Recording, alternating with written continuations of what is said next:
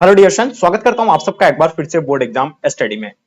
बच्चों, जैसे कि आप लोग का 12th क्लास का मंथली एग्जाम चल रहा है, यानी मासिक परीक्षा आप लोग की चल रही है। अब आपका जो है ज्योग्राफी का पेपर होना है, जिसको लेकर के काफी बच्चे परेशान है कि सर ज्योग्राफी का हम लोगों को क्वेश्चन पेपर यानी प्रोवाइड करवाइए। सो फाइनली आप लोग के लिए ज्योग्राफी का क्वेश्चन पेपर लेकर के आ गए हैं। बिल्कुल आपको कुछ नहीं करना है, एंड तक इस क्लास को करना है और साथ साथ में अपने अपने फ्रेंड्स के ग्रुप वगैरह जहां भी है हर जगह शेयर कर देंगे, ताकि इससे आपके दोस्त लोगों को भी जो बच्चों हेल्प हो पाएंगे। ठीक है। एंड आप लोग जो भी बच्चे नए हैं, चैनल को आप लोग सबसे पहले सब्सक्राइब कर लीजिएगा, क्योंकि चैनल के माध्यम से आपका 2025 का भी जो है फाइनल तैयारी करवाया जाएगा और साथ साथ में इसी तरह का सभी सब्जेक्ट का आपको जो है मिलने वाला है। ठीक है बच्चों, तो ये चलिए, ये आप लोग का इस प्रकार का कुछ आपका जो है क्वेश्चन पेपर आपको देखने को मिलेगा बच्चों। तो चलिए डियर, हम लोग जो है शुरू करते हैं। जैसे कि आप देख पा रहे हैं, फर्स्ट क्वेश्चन आपके स्क्रीन पे आ गया है ना। क्या क्या आ जाता है बच्चों इसमें? नव निश्चयवाद, यानी नव निश्चयवाद संकल्पना का प्रतिपादन जो बच्चों किसने किया था बताइए? अल्बर्ट डिमांजिया या आपका यानी अल्फ्रेड हेटनर या ग्रिफिथ टेलर या फ्रेडरिक रेडजेल। बच्चों इसका आंसर की अगर बात किया जाए, नव निश्चयवाद संकल्पना का प्रतिपादन जो है किसने किया था बच्चों? तो ये ग्रिफिथ टेलर के द्वारा दिया गया था और इसका आंसर बच्चों क्या हो जाएगा? ग्रिफिथ टेलर बिल्कुल राइट आंसर हो जाएंगे। ओके, चलिए दूसरा नंबर क्वेश्चन आपके स्क्रीन पे बच्चों देख पा रहे हैं। दूसरा नंबर क्वेश्चन क्या कहा जाता है इसमें कि निम्नलिखित में से कौन मानव भूगोल का उपागम नहीं है ना। आपके सामने चार ऑप्शन दिया हुआ है, इसमें से कौन मानव भूगोल का उपागम नहीं है। बच्चों मैं आपको बता दूं, अगर इसमें से मानव भूगोल के उपागम की अगर बात किया जाए तो मात्रात्मक क्रांति ये जो है यानी मानव भूगोल की उपागम नहीं है, और इसका आंसर आप लोग का बच्चों क्या हो जाएगा? बिल्कुल डी परफेक्ट आंसर हो जाएंगे। ठीक है बच्चों, चलिए क्वेश्चन नंबर तीसरा देखिएगा। किसने कहा मानव भूगोल अस्थिर पृथ्वी और क्रियाशील मानव के बीच परिवर्तनशील संबंधों का अध्ययन है बच्चों? ये किसके द्वारा कहा गया था बताइए? तीसरा नंबर क्वेश्चन आपके स्क्रीन पे। तो बच्चों इसका आंसर आपका हो जाएगा एलन सी सैंपल ने कहा था, और इसका आंसर आपका जो होगा एलन सी सैंपल बच्चों परफेक्ट आंसर हो जाएंगे। ओके, चलिए क्वेश्चन नंबर 4 देखिएगा। इसमें क्या कहा जाता है? सैन्य भूगोल मानव भूगोल के किस क्षेत्र का उपक्षेत्र है बताइए? देखिए सैन्य भूगोल जो है मानव भूगोल के किस उपक्षेत्र का जो है ये बताइएगा? सामाजिक भूगोल का है ना, जनसंख्या भूगोल का, आर्थिक भूगोल या राजनीतिक भूगोल हो जाएंगे बच्चों। चलिए बच्चों इसका आंसर आपका क्या हो जाएगा जी? राजनीतिक भूगोल जो बच्चे बताया, बिल्कुल आप लोग का आंसर राइट आंसर हो जाएंगे। क्वेश्चन नंबर 5 देखिएगा। निम्नलिखित में से यानी कौन क्षेत्र सघन जनसंख्या वाला है? तो बताइए इनमें से कौन सा जो है क्षेत्र सघन जनसंख्या वाला है बच्चों? तो बताइए, जल्दी बताइएगा क्या हो जाएगा इसका आंसर, है ना।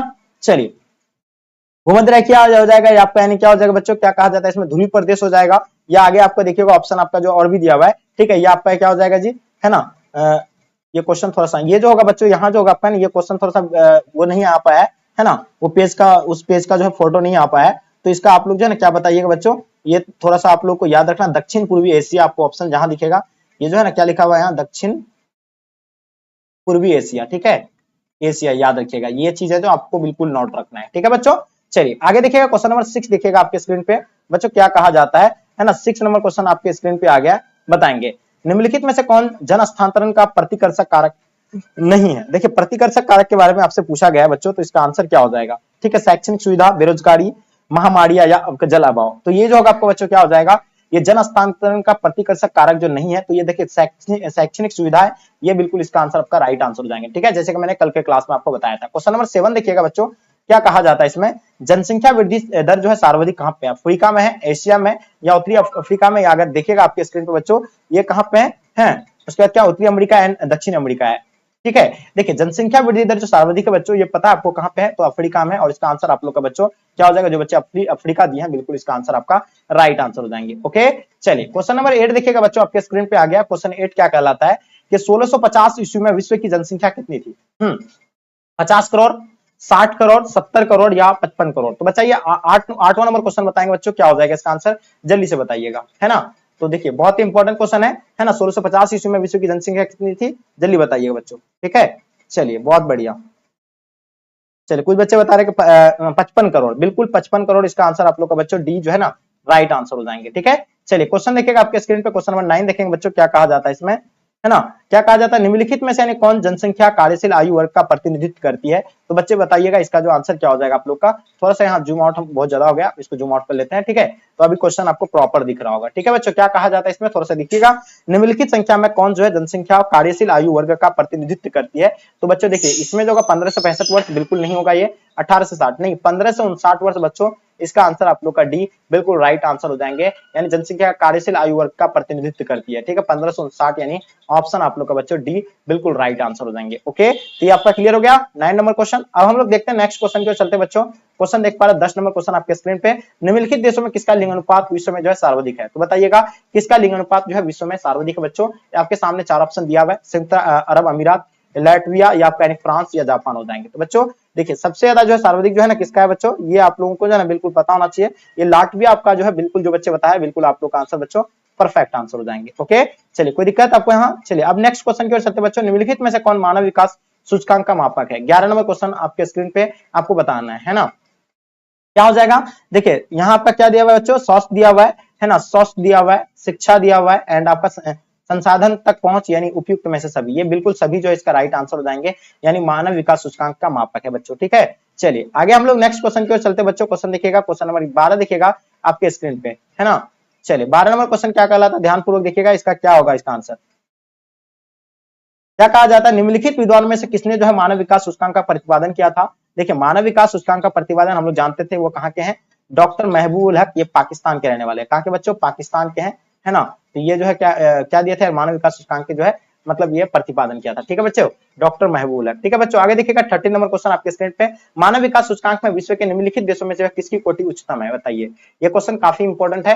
ये 13 नंबर क्वेश्चन देखिए, जिसमें क्या कहा जाता है? मानव विकास सूचकांक में विश्व के निम्नलिखित देशों में जो है किसकी कोटि जो है उच्चतम है बच्चों? देखिए आपके सामने 4 ऑप्शन दिया हुआ है, इसमें से जो प्रथम जो है कौन है? नॉर्वे जो है प्रथम स्थान पे आता है बच्चों, तो इसका राइट आंसर हो जाएंगे नॉर्वे। ठीक है, क्वेश्चन देखिए, फूलों की कृषि जो कहलाती है बच्चों, क्या कहलाती है? 14 नंबर क्वेश्चन है।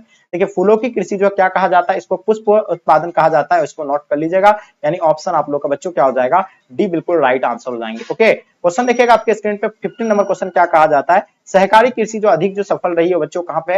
रूस में रहा है, डेनमार्क या नीदरलैंड या आपका भारत में?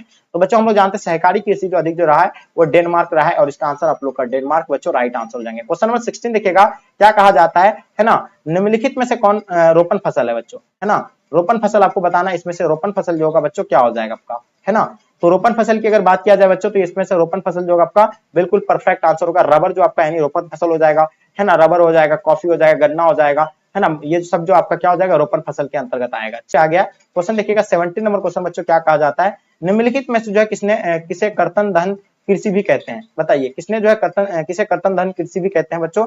ये सघन निर्वहन कृषि को, रोपण कृषि को, आदिम निर्वहन कृषि को, या आपका मिश्रित कृषि को बच्चों। ठीक है, तो 17 नंबर क्वेश्चन काफी इंपॉर्टेंट क्वेश्चन है बच्चों, इसके बारे में आप बताइएगा, है ना। तो चलिए बहुत इंपॉर्टेंट क्वेश्चन है। हम लोग निम्नलिखित में से किसे कर्तन धन कृषि कहते हैं बच्चों? जल्दी से बताइएगा, है ना। चलिए देखिए, ये जो होगा आपका यानी रोपण कृषि को कहा जाता है, या आपका यानी किसको कहेंगे हम लोग बच्चों? बताइएगा।